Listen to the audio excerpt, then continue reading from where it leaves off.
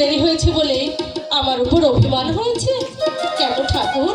তুমি তো সব জানো কত কষ্ট করে স্বামী শাশুড়ি ননদিনের চোখে ফাঁকি দিয়ে এই যমুনার তীরে ছুটে আসি আমি শুধু তোমায় দেখবো বলে। তাহলে কেন এত অভিমান? কেন ঠাকুর? একটিবার তুমি আমার দিকে ফিরে দেখো। আমি যমুনার তীরে এসেছি, ছুটে এসেছি তোমার মহানবাসের শুনে। ও অভিমান হয়েছে তাই বুঝি তুমি আমায় দেখবে না? বেশ,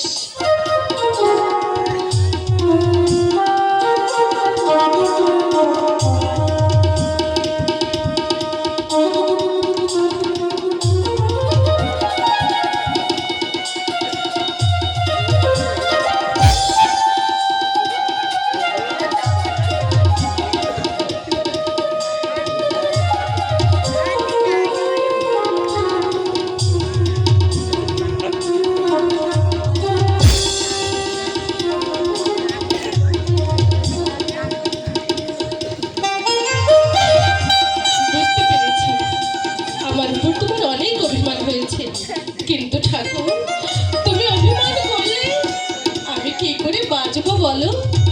তোমায় ছাড়া, তোমায় না দেখে